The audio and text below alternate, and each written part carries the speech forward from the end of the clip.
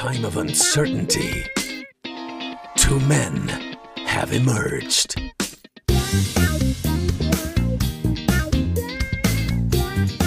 Two men have found a way.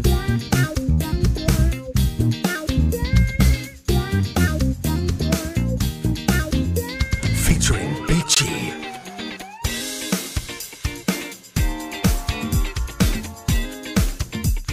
and Blackers, Pincher, Operator Al, and the Mancologist. It's time for Sunday Night Live.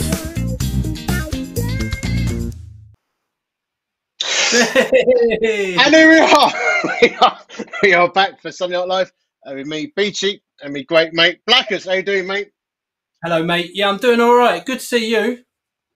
Yeah, Well, good to see you too, mate. correct. And and also tonight joining us, we got Pincher with his music. The Mancologist may be making an appearance. Big Phil will be in a couple of times doing some strength tips and a couple of little cheeky segments. And we were going to have our great mate Cy Thomas with us tonight. Tell us about that, Nathan. Yeah, so I had a chat with Cy this week, and he was due to come on the show, and then literally today, his dad's not very well, so he's had to go and be with his dad and family at the minute. So our love and thoughts go out to Cy. If you're watching, mate, we're thinking of you and hope to get you on the show soon. But we have got a real true gentleman who's stepped in at the last minute. Our very own Gasky, the commander of the Northern CVM Army. legend. Yeah, so it'll be great. It's going to be good fun. Yeah. So we've got a whole bunch of things lined up, but we did think we would start with our shared passion for something, didn't we, tonight? We did.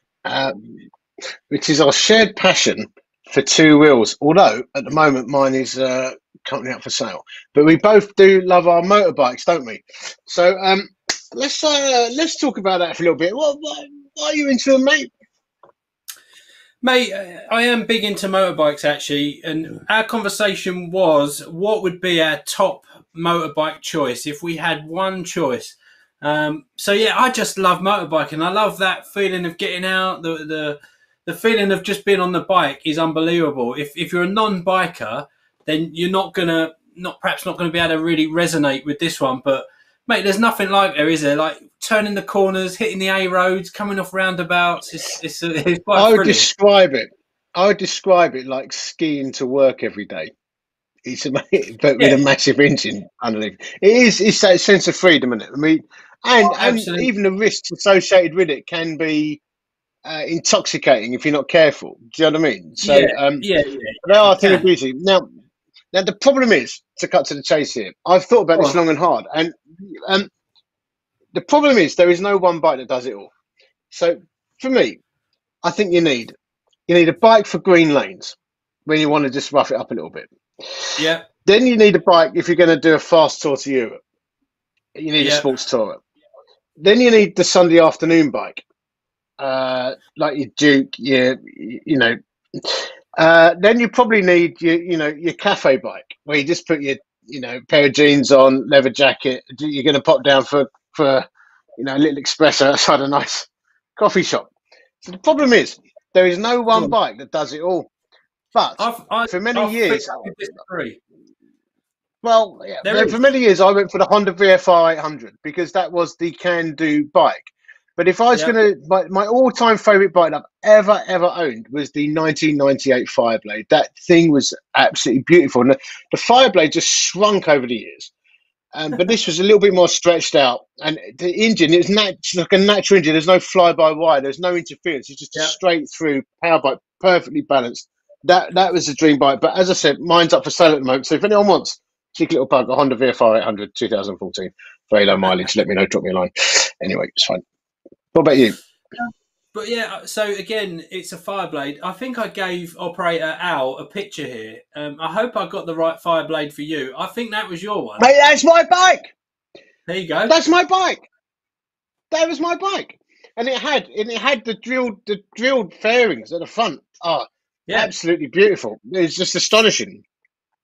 So my choice there is the 2008 Honda Fireblade, 1000cc, 175 horsepower.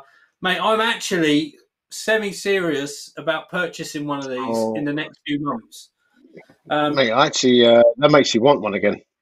Yeah, I've got to get back. I need to be on a super sport. I need the levers. I've got to get back into it. I tell you, it'd be interesting to know how many bikers are actually listening to this at the moment. Oh, Stephen Saul, the KTM, Adventure. That is a nice one. I've actually ridden one of them. The KTMs are fantastic. What else we got here? A Villiers 200. Okay. Yeah, no, not a one of them. Anyone else? I wonder how many people actually are into the bikes. A lot of blokes aspire to, like, you can't beat a rally chopper. Now, Kirky is just putting that up. That is just say it's not a motorbike, but rally choppers, I didn't understand this, but they're actually hugely collectible. Did you know that? Oh, absolutely, mate. That is new information to me. Yeah, really. Mate, I mean, they can be worth a lot of money. I had a Vindec chopper. I had a rally rip-off called a Vindec. I think it came from Beijing or something like that. It's Vindec chopper. It's a right old cheap nasty thing. Anyway, we all get some comments in here, mate. Look, why mess around on two wheels when you can have four? Well, that's obviously totally a non-biker. Yeah, that's written by someone who's never ridden a motorbike, isn't it? Maybe. That's called a midlife crisis. No, Fadge, no. I've been biking for 25 years. That is not a midlife crisis. And I'm 48 and selling my bike. A midlife crisis doesn't start when you're in your early 20s, does it? That is a below the belt cheap shot, if my humble opinion. Beechy, didn't you have a red sports car recently and a bit of a leather jacket and slicked hair? Yeah. I think we know what's happening, mate. Yeah, I know. But what have I got now? Yeah, you've got a beautiful truck now, mate. Bit jealous of that truck. Yeah, no, it's nice, isn't it? I do love my truck. Anyway, I think before we get into the old midlife crisis thing, I think it's time to put things right. Let's have a little jingle going down.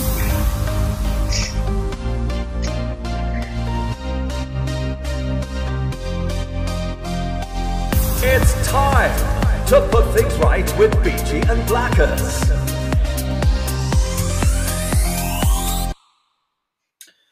Right. A little bit of an issue we need to talk about. Now, I don't know how you feel about this, mate, but I kind of teed this one up. Click and collect. So a lot of shops now have gone over to click and collect. I've had issues at Halfords. I won't go into that. But one of the issues I had was I went to a tool shop to get just a few tools that I needed for a little project at home. And the guy at the desk said, mate, it's only click and collect. So you need to go online, find the item you want, order it, pay for it, and then he'll get it and he sort of posts it out this little gap in the window. I was like, all right, that's fine. I'll sit in the car. So I sat in the car. I had my little girl with me. I had the dog. It was hot. And I was on that website 20 minutes and it did not work. So I couldn't actually click and collect because the website wouldn't do it. I went back. I said to the guy, mate, the website's not working. He said, well, sorry, we only do click and collect. And that was the end of the conversation. So hold on a minute. You were actually at the shop? I was outside the shop. I could see what I wanted to get. Right, so this is new for me because I don't really do shopping. So you're at the shop. You go on the website. And you can see the item, and you can't buy it. Yep. I think. Can we bring Big Phil in? I want to bring Big Phil in on this. I don't know if he's around. If the internet can bring him on, because I can see his reaction in the green room there. Big Phil, he's looking bigger than last week. What's your opinion on this, mate? I can't hear him. Did you not try and reason with him and say, look, I can see it there. I'll pay you the money now. Was it that? No, by the book? He wouldn't. Yeah. He absolutely wouldn't have it. It was click and collect, or you can't have the item. And then I went to Halfords, different day, and the queue. I was queuing there. This was a Saturday. I was queuing there for about an hour and a half. And when I got to the front of the queue, I said, look, I've ordered online. Isn't it all click and collect? He was like, no, it's everything. So you got one bloke and he's running the whole shop. So you go there and you say, I want a windscreen wiper for a Fiat 500. And he runs and gets it, comes back. No, that's not the one. And I was waiting there an hour and a half. And then I thought, why not have a queue that's just click and collect? And then you've got a queue for people that are buying light bulbs or windscreen wipers. I've just remembered something. No, I did a click and collect takeaway on the motorway services. I did one recently you go to the touch screens for the coronavirus. You touch like a KFC thing. I touched. It was a Burger King one. I touched Whopper meal, and they took me money, and then I waited for 20 minutes, and then it said when I got there, "Sorry, we got no Whoppers." How does that work? They took me money. Then I said, "Can I have my money back?" They said, "Don't you want a chicken burger, like a flame grilled chicken?" I went, "No, I wanted a Whopper." They said, "But we only got these." I went, "Yeah, I know, but I don't want that. I wanted a Whopper." But she like tried to argue behind a big mask thing about giving me money back. Unbelievable. That's sort of the same, isn't it? So, so what's the answer? Mate, I don't know. Someone's saying you've got to click and collect before you go out. You've got to order it before you go out. I know that, but I went to this hardware store and I thought you could do it outside the shop, but the website wouldn't do it. Anyway, I'm not going to moan about it. So I do just want to dial back a little bit, actually. I did see a comment flash up on the previous feature. I know this is not what you meant to do, but someone said, "I want a motorbike, but my wife won't let me." Now, but my wife says no. That's Ricky Bain. So I want to know, what is the answer to that particular dilemma? That's a good question, that. Because my wife's always been very encouraging with my motorbike habits. So, yeah, and she even rides on the back of it with me. So maybe that's it. You need to take her out on the motorbike and it's something you do together. Well, Karen never wanted to go on the back of my motorbike, but it's never stopped me being me, really. I mean, the only one time that got slightly tense was I went out to get some semi-skim milk and came back with a GT86 sports car. That was slightly bad. Yeah, that could happen. No, yeah, I know. But anyway, that's a story for another time. I think we need to move to some strongman tips. Now, we have England's former strongest man with us, Big Phil, every week. And Phil's resident guest. And each week we're going to be doing a strongman tip. At the moment, we're basically around the bench, deadlift, and squat. And Phil will be coming on a little bit later to talk around some other stuff as and when. But Big Phil, I think could you talk us through the deadlift this week? Because that is one of the three classic lifts, isn't it? Talk us through yeah, that. so deadlift, in my opinion, if the more you can deadlift, the overall more strength you are. It's not about bench press, it's not about squat. If you want to know how strong someone is, it's all about deadlift. How much can you fight gravity? How much can you beat gravity? So basically just picking. So the deadlift is you've got a bar with weights either end, so a barbell, and all you do is you kind of crouch down and you just pick it up and it rests down just by your hips or where your arms lie in front of you. So it's obviously, because it can go up to such large weights, it actually can be quite dangerous if it's done wrong. Obviously, you've heard about people's backs going probably and stuff like that. So the best and safest way, if you're going to do it, I'd always say go onto a tutorial on YouTube first. Obviously, pick someone that's quite reasonable at it. But the general rule is, if I was going to talk you through it in a minute or so, you stand with your shins against the bar. You put your legs probably shoulder width apart, and then you drop your hands down by your sides. And as you just crouch down, so you crouch down to grab the bar, just let your arms flop either side of your legs. Make sure they're on the outside of your knees, because if you're in front of your knees, the bar has to travel and your hand has to travel over your knees, which obviously creates a bit of a wonky angle as you're going up. So keep it into your shins, crouch down, and what you do, I tell people, stick your bum out as far as it'll go, as if you're trying to reach back, whilst still keeping the bar on your shins, and then shoulders back as well. And all you do, stand up from there. Just the bar takes a straight path. What you want to do is you want to record it as well to make sure the bar pass. So you set your camera up at the side, looking at you sideways on. And if you have got a perfectly straight bar path, I'd argue that you've nailed the deadlift. If it's all over the place, if it's wonky, then you're probably looking at doing yourself some damage if you carry on doing it. It may not be straight away, but it could be years down the line. It's a very important one to get straight, get right as well. Talk to me just quickly, mate, about reverse gripping and straps. Okay. You see people doing the reverse grip, don't you, versus straps. Tell us about that. Okay, so what happens? Basically, I tell everyone that lifting is all physics. You're moving an object from A to B. So what we want to do is we want to do the most direct path and the most efficient path. So if you're holding a bar, let me get my hands on the screen. If you're holding a bar, you can see where my weakness is going to be. It's going to peel the hands the same way. So if my grip isn't strong enough, the force is going the same way and it's going to come out my hands. What we can do to alter that, we go and we turn one of the hands upside down. So the two forces are going against each other. So that it's not the bar isn't working in the same direction, it's working against it. So you find your grip under over is approximately is about 50% on top of what you can do just double over. And obviously if you're going really heavy and you're not bothered about grip, that's when you put straps on. Never wear gloves. Don't wear gloves. Just full stop ever in the gym. Why is that? You see, I've never worn gloves in the gym, but tell us why not wear gloves.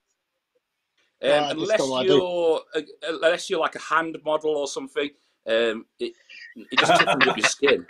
I just can't understand when I see. That is such a good put down. Yeah, you need to toughen up. If you wear gloves, you know what, get rid of them. That's probably that's better advice than the deadlift. I've just got to say this. I know Pincher's out there. Me and Pincher had done a few runs together, and one time we did the Snowdonia Marathon. Right, we turned up, and I had a pair of old rugby shorts or something and a t-shirt.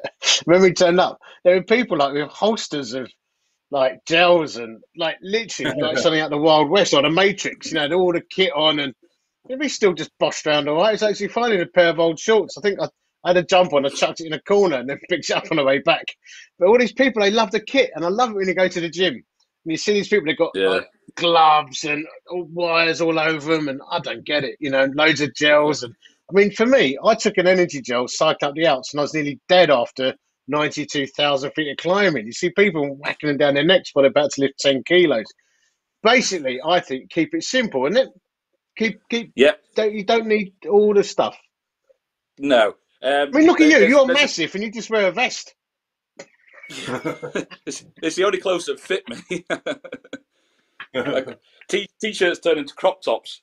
So yeah, basically, don't be one of the guys that's got all the gear but no idea, because they will be just trying to sell you stuff, and you end up spending more money on your gym equipment than your gym membership, which is ironic. But also, one piece of kit I always strongly advise, if you're lifting heavy, using your back, do get a weight belt. That's one piece of kit that is definitely worth the investment. You only get one back, so you need to look after it. That's good shit. Anything for you on this, Blackers? Yeah, I've got some questions for Big Phil. Where do you put the weight belt? That sounds silly, but I've seen some guys with them really high up and tight. They look like a muffin sticking out the top. It's really nasty. So how do you wear a weight belt? And also, why do some people do deadlift with just socks on and no shoes? Both good questions. Maybe some people try and use it as a corset to suck the stomachs in a little bit to make them look prettier, but I don't know. Basically, if you're going to use the weight belt, what you're going to do is, if anywhere's going to go, it's going to be your lower back. So if you imagine if you look at yourself in the mirror, you want to look at the thinnest part of your body. So that's going to be the bit with the least muscle. So underneath the rib cage, but above the hips. So you want to be across that gap there. Okay, above the hips, below the rib cage, and that's the best place to put it. You want to put it relatively tight, because all it does, it means that your stomach can tense against something. So it just supports the back a lot more, because it forces your stomach to support your back. And obviously, my back's only ever gone once on deadlift, but it was all right. So, what about the socks? Bare feet or socks? Why do they do that with no shoes? I do that as well. Basically, what you want is you want the most solid platform, because if you think, again, we go back to physics. If you go into it, if you're lifting a weight and you've got really squishy shoes, you have to overcome the downward force, so your feet actually sink into the shoes. So it's kind of being counterproductive. So if you just lift on your heels, which every single lift you should be doing on your heels or hard shoed heels, then you get the full force out of the floor, instead of the heels on your shoes absorbing the some of the pull. So you just make it a hell of a lot harder for yourself. Right, very good, mate. One question here for you. Yeah, on the screen. What's that? Big Phil, what's your key element to your diet? My key element to my diet. So I eat probably at the moment, because I'm not competing, but I obviously want to keep my strength and size. I eat between 6,000 to 7,000 calories a day, which is just over. It's about 2.5 times the average person. But I actually, because of my mass, I'm 22 stone at the moment. I have to eat at least 4,500 calories. And that's just sat down doing nothing. Otherwise, I'll start to lose weight, because muscles are so inefficient. Sorry, they take a lot of energy. They produce a lot of heat, which is why I'm always kind of ready looking, because I'm always warm. And basically, so what I'll eat kind of meats, a lot of meats. I'll try and have 3 different meats a day. I'll try and have plenty of dairy. I think around 10 pieces of fruit and veg a day. And then when I've gone through all that and I've achieved that, I am subject to chocolate and snacks. So I am not a clean eater. That would be a lie. I don't want to lie about it. I haven't got a 6-pack. I've got insulation, which isn't really needed in the summer. But when it comes to winter, I keep nice and warm.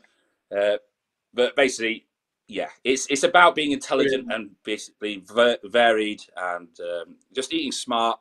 The more natural it is, the better. Obviously, the less chemicals involved. Right. Brilliant. Absolutely fantastic, that, wasn't it? Thank you very much, Phil. Phil will be back on a little bit later, but I think now it's time for a little bit of Pincher's music trivia, I think. From a dusty cabin miles away, it's the man known only as Pincher. It's only Pincher's music trivia.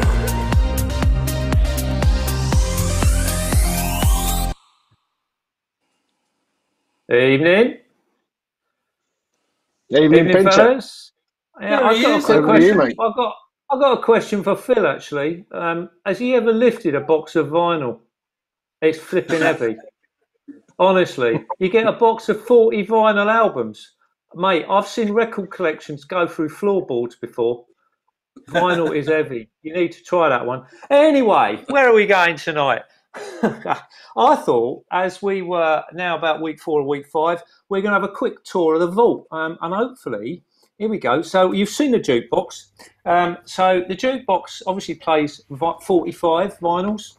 There she is. It's a 1963 stereo Capri 2 by Rockola. We'll have a look at the workings one week. So then I've got a few cassettes up there. Yeah, everyone remembers the old cassette tapes. Then you've got the albums, the 33 1/3 albums, which were amazing. And down the bottom, an old Dansek kind of machine, and that's the duplicate 45s. If anyone wants to have some of them, we can get 12-inch singles. There you go. Back to the Duke, and then some old ticket stubs. Shellac. We started off with the old record. Started in the 1890s with Shellac 78s. And then we moved to those 33 1/3 albums. In 1948, the first LP came out on CBS, first 12-inch. And quickly after that, RCA followed up with the single. And now all these were mono. They were all mono stuff back in the day. In 57, the first stereo LP was pressed. But modern stereo was invented in the 30s by EMI and used in movies initially. But last week made me start thinking about this stuff, rock and roll. The early recordings, and they were made on shellac, and this was the precursor to vinyl. Beatles stuff was released on 45s and 33s LPs in both mono and stereo. If you ever find a Beatles shellac, it was only released in India. And so you needed a special machine to play these things on. There's got some of the stuff that I've got on 78, and you need one of these. The old wind-up gramophone record. What a player, what a machine. So, you know, we'll give it a quick wind-up here. It's difficult to do whilst holding the old phone, but there we go. So we'll wind it up, and we're going to whack one on. We're going to whack on Fats Domino, Blueberry Hill. There's a speaker system round the back. It's just a whole load of, it's a horn and an air-fed system that just takes the music from the needle. And it literally is a needle. I think I've got some around the back here somewhere. Here you go. Have I got some? Yeah, here you go. I've got some needles. They literally are needles. Literally. Look at that. That's all that you put in the end of the cartridge. Not really a cartridge. The end of that, the silver tone arm thing. And then you plop your shellac on. And we're going to use Fats Domino, Blueberry Hill. This was first published in 1940. This is probably the best known version of this song, 1956. And this was released on 78 and 45. Just listen to this. I mean, the sound quality is phenomenal. Listen to that. Doesn't get better than that, does it, fellas? Fats Domino on 78 on shellac. We're going to get rid of that before the YouTube police get us for breaking old Fats Domino's copyright. So that's what we're going to do tonight. A quick tour around the vault and a bit of a look at shellac. So next week we'll move into the 80s, maybe, I don't know, 1880s. We'll find an old cylinder disc. So that's it, fellas, for tonight. I hope you enjoyed that little tour around, and I'll see you next week. That is an education we're offering people there. Yeah, that was amazing. I didn't actually realise that was actually a needle. Like it's a needle. Yeah, it's absolutely a needle, mate. Yeah, definitely. You just push it up in a little screw. Yeah, the needle. Yeah. Remarkable. And what's the value of one of those players? Do you know? Yeah, they've gone up lately. You probably won't get one for much under sort of 60, 70 quid now. That's not bad though, is it? No, they're not. Because there's an item of interest. Them around. Yeah. I reckon Big Phil's going to go and buy one now. I know he's definitely Big Phil is going to buy. He's going to buy one now. I can see it in his face. I can see his face in the back. He wants one of them. Anyway, I've got a couple for sale. Oh, there you go. All right, I'll take a little introductory fee. I think it's time for the live interview, I think.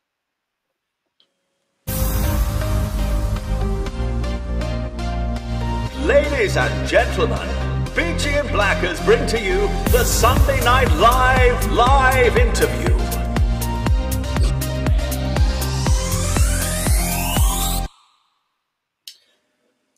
Here we go. Live interview time now. We've got a very special guest.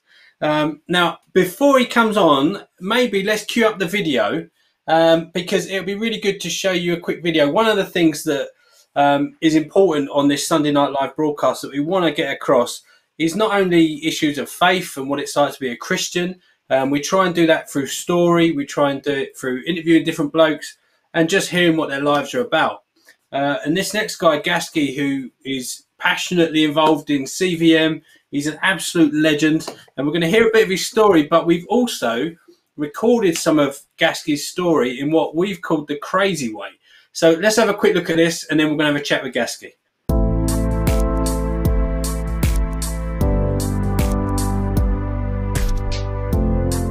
had quite a successful job. I was good at my job, and yet didn't feel right in myself.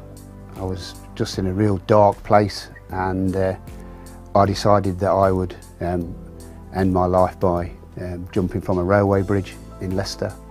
I didn't tell anybody. I didn't leave any notes. I just decided that that was it. And I climbed onto the wall of the bridge with the intention of going over. I was then aware of like an inner voice in my head.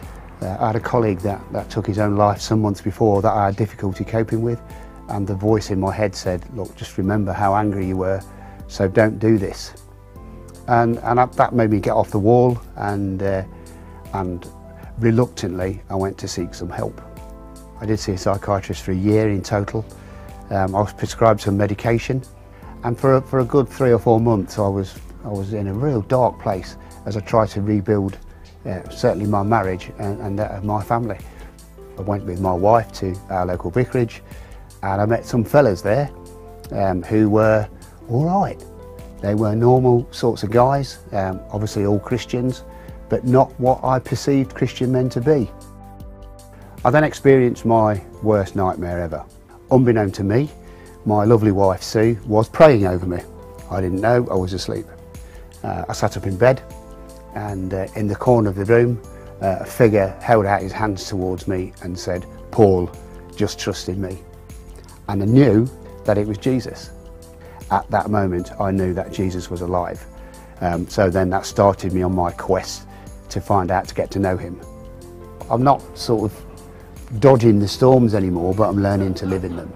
I know that with Jesus by my side, I'm going to win this one.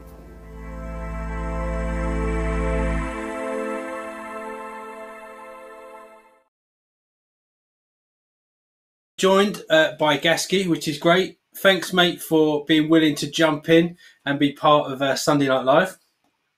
Hello, good evening, fellas. Now, loads of blokes throughout the CVM network will obviously know you because you are on the road loads and put in thousands of miles. Up until lockdown, you were a very busy guy on the road. Now, I just want to say before we start chatting about your story, as it were, and guys, if you've got any questions for Gasky, and this is a moment for a little bit of seriousness because we want to talk about issues of mental health, particularly for guys.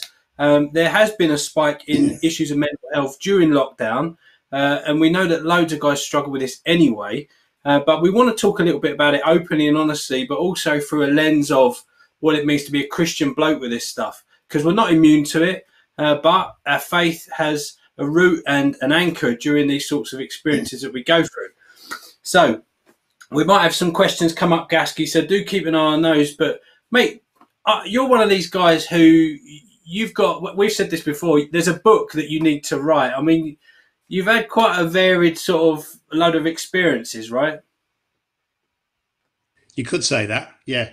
34 years or so in the police has taught me one or two things about fellas, you could say. Yeah, no, it's fair enough. We've got stuff that that's Beechy putting stuff up. He's putting posts up. So you were in the old bill for how many years were you a copper? Yeah, I did 30 years as a warranted police officer and then 4 years as a civilian member of staff. So 34 in total. What sort of journey did you take within the police? What was your sort of working career? What sort of pathway did you choose? Didn't spend a lot of time in uniform. Went into plainclothes, CID, various squads quite early in my career, and spent probably 24 or so years working in the plainclothes arena, in drugs and vice and surveillance and you name it, I pretty much did it. Yeah. So you obviously weren't a Christian then. What did you make of Christians and Christianity during that time? Obviously, you can't use any profanity here, mate. So keep it clean. Yeah. My perception of Christian men was, shall we say, less than positive. I just thought they were weak, needy, odd, irrelevant, and and any other negative comment you can think of. That's what I thought about Christian fellas. So that obviously went on for a while, and stuff really sort of spiraled out of control. We saw it in the video, and you took us to the bridge. I mean, however you want to unwrap that, what happened in that time for you? Well, I was just, I think I was living a lie. I had this persona of being the all coping fella.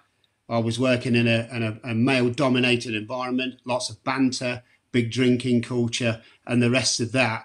And I on the outset, to those looking in, I was the all coping fella, and yet my life was in bits. If I'm honest, couldn't cope. Yeah. Couldn't cope. Didn't like myself, and just spiraling downhill. So you mentioned in the video that Sue had been praying for you, obviously when you were asleep and stuff like that, and you had a real genuine encounter that you weren't necessarily looking for. No, that's very true. I wasn't looking for an encounter with Jesus, anything but, if I'm honest. But it was an experience I'd had on the night I discovered Christ, when I spent some time with some Christian men, and my perception of them changed quite dramatically. And in a nutshell, they were some of the strongest men I'd ever met. Yeah. I think one of the things that comes up time and time again that we've seen throughout CVM, I've seen in churches where I've worked or been going, so often pride can really hold guys back from sort of following Jesus and saying, yes, all right, I'll be a Christian. I'll try and live this narrow path life, or the way Jesus is calling me. And mate, why do you think that is? Why do we wrestle with this pride so much? Do you know what I mean? Do you see that happening?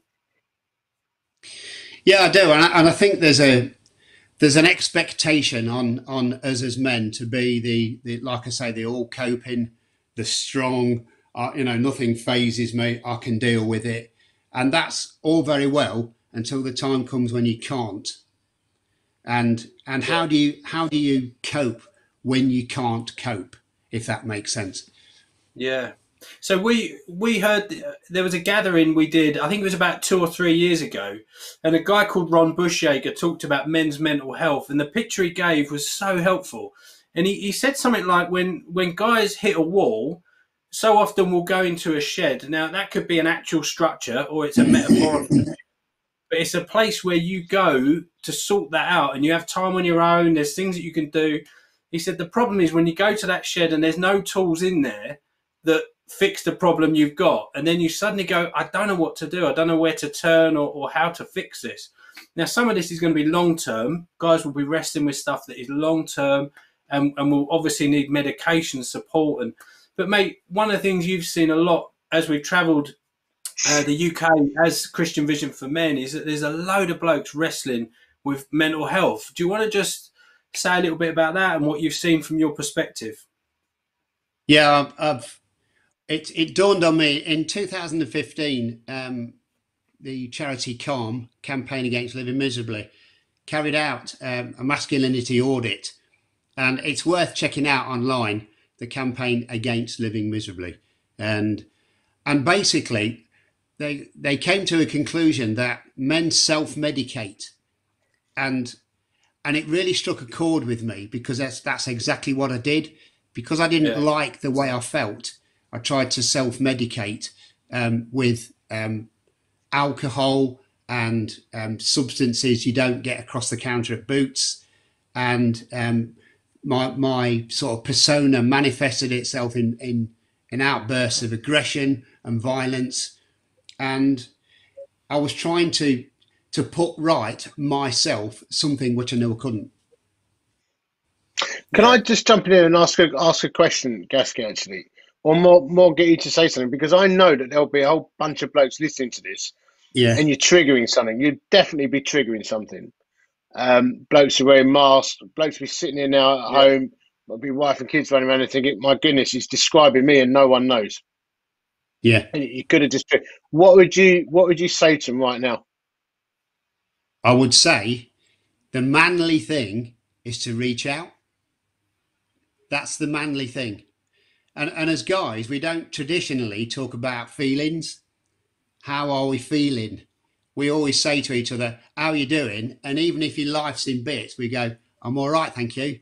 Everything's good. Yeah. And what I've learned over the years is to be a man, it's okay to cry, and it's okay to reach out, and it's okay to say, I can't do this. I can't do it. And to make yourself completely vulnerable. And I think that's half the issue. Nathan mentioned pride. I think it's there is an element of that, but it's about vulnerability. And certainly in my case, there was a perception that if I made myself vulnerable, somebody would take advantage. And that's what I'd experienced over the years. So you put these barriers up. I am not going to make myself vulnerable, but you need to. Yeah.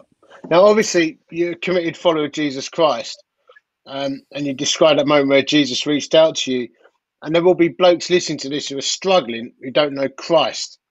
What would you want to be saying to them as well? What I would say is open the door and let him into your life. You know, we talk about this God-shaped hole, and I've seen it over my working life where so many guys have been destroyed by alcohol reliance, drug abuse, violence, criminality, you name it, because they are self-medicating, and the answer is in Christ, because that's where your freedom is, and that's where your hope is. And what would opening the door? What would opening the door look like practically? Practically, what would be the first step? What have they got to do tonight? To say, I'd urge them to say, Lord, I'm yours. I need you. If you're real, come into my life. And he will. Open your heart. Brilliant. Sorry, Blackers. Yeah, no, it's spot on, mate. And we're obviously getting a load of questions and comments on this one, Gasky. It's so relevant. A lot of guys are asking really deep questions on the chat. You've been around, as I say, around the UK, and quite often one of the stats that really bothers us is the suicide rate amongst men, which is horrific. And loads of guys are even saying, actually, yeah, I've been there, or I'm there right now, and I feel this stuff. And like you're saying, it's a matter of reaching out, right? I mean, that's where it went for you, and you needed to turn that corner and say, no, I've got to get help with this. Yeah, yeah. And that is it. I'd got nowhere else to go. I'd tried everything, and I'd reached the point where I'd got nowhere else to go. But I've just seen a question flash up about how do you get to somebody to reach out? Yeah, and it comes from within. You've got to reach out, and as difficult as it is, let's get over these hurdles of it's not manly. It is manly. Let's be the men we are created to be, and be open and honest, and wear your heart on your sleeve. I do now. I wear my heart on my sleeve. Don't always get it right, and like I said in that little video, I'm learning to live in the storms, because I'm not immune to the garbage in life. But when the storms come, with Jesus by my side, I can walk through those storms. That's amazing, mate. There is one thing I want to say on this as well. I think that in many years as a pastor and evangelist, there can be a pressure on committed Christian men. We've spoken a lot there about blokes who don't know Christ yet, but there can be a pressure on committed Christian men to not have a problem. Yeah. Because Christ, I'm complete and I'm sorted. And that has tipped many men over the edge, because life is a roller coaster. And even though you could be with Christ, you could be doing everything in your own strength, having your quiet time, praying, trying to be repentant, all of that stuff, and you can still hit the wall, can't you? That can still happen. We've seen it. And I think what we really need, and we need guys not to feel bad about that, but reach out when they feel weak, and that's when you need your brothers around you. So getting into these small groups too, isn't it? Like little groups of 3 and 4 or whatever that you can be totally honest with and pray with is so important, isn't it? I mean, like me and Blackers, we share a lot with Pincher, and we can be really, really honest. The amount of times that I've been, next been saved really by going out for a beer with Pincher or Blackers and just being honest. is so important, isn't it? Because sometimes things happen in your family that aren't even about you, that really like are bad. You know, it could be bereavement or assaults or whatever. Just like really tear you down, and you need people you can go to and pray with, don't you, and help you when the chips are down. You do indeed, and again, there's a perception that once you give your life to Christ, your life is not only is it sorted, which it definitely isn't, but there's this perception of having a sugary view about Christianity, and nothing could be further from the truth. You know, it is a narrow path, it's a narrow gate, it's hard work, but we need good fellas around us, like you say, we can be honest with and we can be accountable to, and we all need that. We all need that. Yeah. So your small groups, your 2s and 3s, are vital. And if you're not in a group of 2 or 3, why not get yourself in one? Brilliant. I think that's a good place to leave it there, I think. Don't you think? I think that is absolutely amazing. And I know you'll have questions coming in for if you've got questions, ping them in on the CVM site or whatever, or email them in, and we'll try and address them. I'm sure we're going to need to get Gasky back to talk about this some more. Anyway, thank you, Gasky. Nice one, mate. Bless you guys. Coming in. Absolutely awesome. Yeah. I think we should sneak in just a 30-second game of Battleships, don't you, Blackers? Come on, then. I was hoping we wouldn't.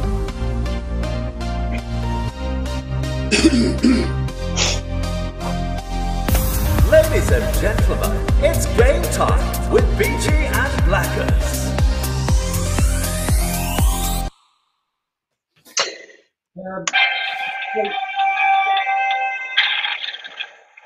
Right, and I don't think we've got a huge amount of time, but I think we should take a shot each. No, we take a shot each. Just a little ticket. Go. Right, I'm going to go. Right, H7.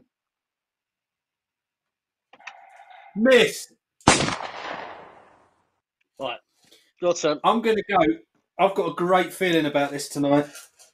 I'm going to go J1. You're joking. It's a total miss. I've never liked that feature anyway. Moving on. There is one thing that's been really. We need to get Big Phil back, because there's one thing that's been troubling me a lot lately, and that is how big actually was a Viking. That's actually a question, and I think Big Phil may know the answer to it. Like, the average size of a warrior is actually what you want to know. And next week we're going to talk about Phil and stargazing. But this week, Phil, do you know anything about this? Well, just off the top of my head, I know everyone thought that the Vikings were the giant invaders. They're all above 6 foot tall, and the Anglo-Saxons, the Saxons that were originally habited England, they were little, but in fact, they everyone thinks that the Saxons were small and the Vikings were big. Yeah, the Vikings are big. And everyone knows the Vikings are big. The actual fact is, the average height, just from memory, the average height of a Viking warrior is in fact 5'7". So it's nowhere near. It's the same size as my missus. My missus is 5'7". Yeah, she's an Essex she girl, could be a Viking. I mean, It's obviously lacking the beard and axe and stuff. But hold on, a Viking was like a Viking was shorter than me. Yes, yeah. So you'd be a big Viking. How come they were so successful? They're little tiny people. It was their military skills. They brought a new type of fighting in. But the Anglo-Saxons, so the Saxons that already habited here, that were perceived as the small guys, were in fact average height of 5'9". So on average, they were actually a lot bigger than the Vikings. So not a lot of people know that. But yeah, next time you say, "Oh, that's a big Viking," that has completely destroyed the film Viking with what's his name in it, who died recently. What's his name who died? Who is it who died? He was in the film The Vikings. Oh, the Viking. What's his name? 1960s. What was his name? I can't remember. The bloke with he had the hawk on his hand and he had a patch. Yeah. Not Richard Kirk. That's someone in my church. Who is his name? Was it Kirk Douglas? Was it Kirk Douglas? Was it? Yeah. Oh no, it's not Kirk Douglas. Was it Kirk Douglas? Yeah, Kirk Douglas. He's dead. Anyway, no, he is quite small anyway, isn't he? Anyway, moving on. Nathan, we need to talk about the gathering. No, we got to move on. We got to move on. He's got talking about We gotta Vikings move on, anymore. Victor. Although, Yeah, come on. Let's talk about. interestingly, How do you know all that anyway? Let's talk about the gathering.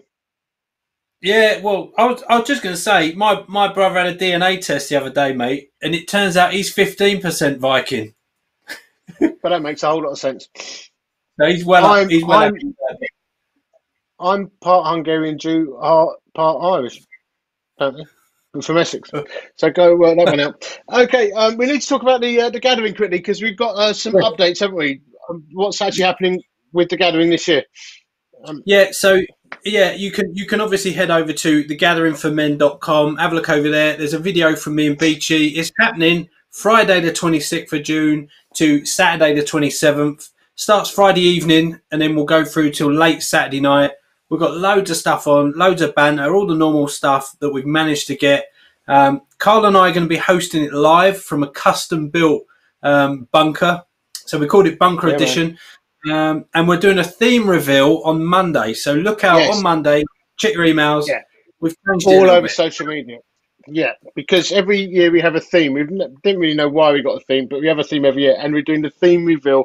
So have we got any promo videos about this yet going out or anything? Yeah, absolutely. We do have a promo video. I don't know if the internet's got it ready because it's been a 10 bit years of a ago, manic. we had an idea. Oh, here we go. Here we go. We needed a field, and we found one. It's here. And this year, it's going to be empty. But over 10 years, we've seen God do some amazing things. From a few hundred blokes initially, we've now seen about 1,000 men make first-time commitments to Christ. But we're not giving up. We're still going for it. But this year, it's going to be a little bit different. What's it going to look like, mate? Mate, this year we're going to be online. TG20 online. We've called it Bunker Edition. Join us Friday through to Saturday. Beechy and I are going to be live. All the normal banter and fun. You do not want to miss it. Bands, Graham Kendrick, guests, testimonies, gospel preaching. You're going to love it. And if you're brave enough, put a tent in your back garden and camp the weekend. There'll be prizes for the best setup. Come. So there you go. Can we buy a t-shirt? Yes, can. We've got limited edition t-shirts coming out.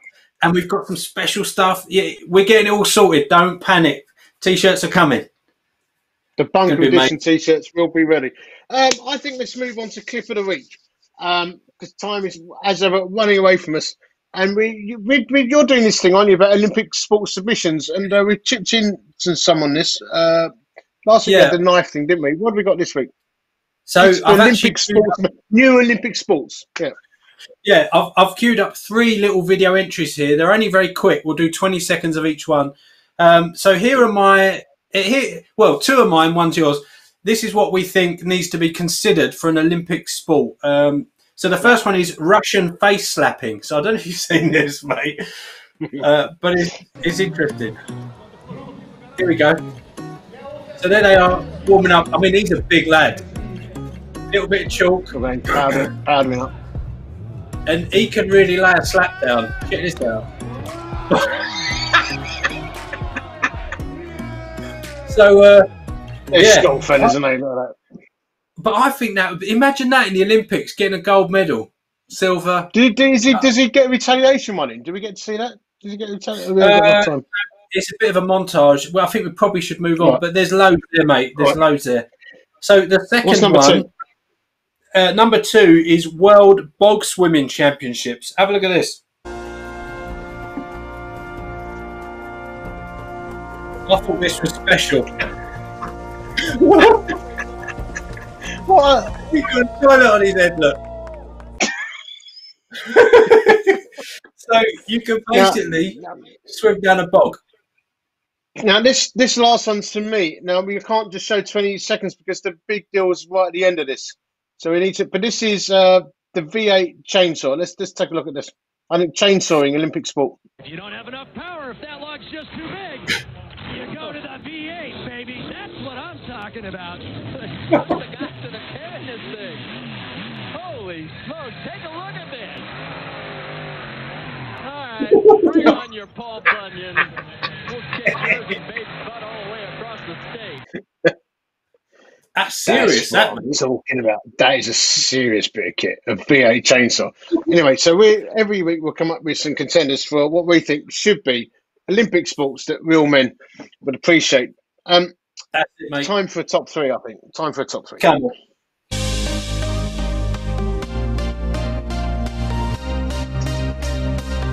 It's time for the official CVM Top 3.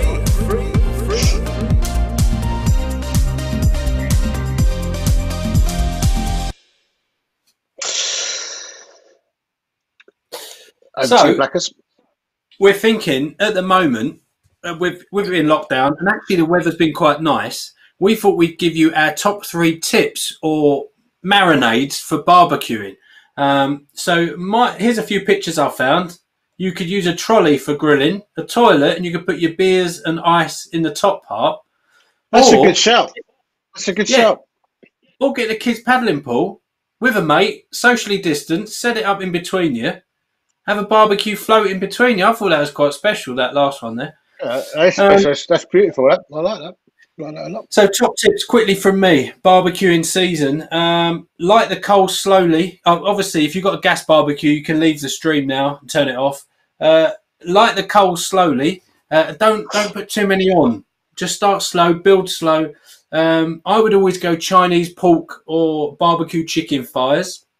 I think that's a no-brainer. And there's something I learned in Brazil. Get a pineapple, wrap it in tin foil, stick it in the coals towards the end. After about half hour, get it out, slice it, warm pineapple, put some cinnamon on there. Woo! Done. And pineapple is a sacred fruit according to the gatherings. That's a good shout. I'll do mine quickly before we move on. My top 3 meats would be a pork neck fillet. But the way you've got to handle this, I could go into great detail, but basically what you're going to do is you're going to marinate it in some olive oil. Select some herbs to your taste choice, maybe some oregano to get a Greek flavour. But I would add some lemon juice because it breaks down the fibre of the meat. Leave it in there, and I use a gas grill, and I keep it on. It's a low flame. You cook slow, absolutely beautiful. Second one I do is a ribeye steak because it's a medium price. Got a nice bit of fat in it to give that taste to it. But I don't add a marinade to a steak because you've got to let it speak for itself. What I would do, a nice bit of sea salt, little bit of black pepper, brush it with oil every now and again so you get the kickback of the flames. And the third one I do is chicken breast. But if I do a chicken breast, what I do is I'd slice it into cubes. Then I add virgin olive oil, brown sugar, soy sauce, spring onions, garlic, a bit of ginger, a little bit of lime juice because the lime breaks the fibres down. Let it soak for a good few hours in there, then skewer it up and cook it and add it with some fresh pita breads. Oh, Big Phil. He's gagging, look. In the green room, Big Phil's like, I've got to get me some of that. Big Phil, he has steak and eggs for breakfast, doesn't he? Anyway, before we close, one thing that I have stumbled across recently, which has been a bit of a problem, I've got a mate who's doing fast jet training. And, and you know, they're training now, the Air Force and the Royal Navy, Fleet Air Arm are training their fast jet jocks together because they've got the new aircraft carriers. And my mate, he's just getting to the end of his training. He said to me, he goes, Beechy, I don't know what to do. I've not got a clue how to land a fast jet on an aircraft carrier. I've got to do it for the first time coming up. You know, I just don't know how to do it. Yeah, so I think, I don't know if the Mancologist is there. We need a Mancologist. Hey, Beechy. Hey, Mancologist. I don't know if you can help me with this, but my mate's coming to the end of his fast jet training, and he just phoned me up the other day, and he's a bit tearful about it. He doesn't know how to land on an aircraft carrier. I wonder if you could help. Aircraft carrier.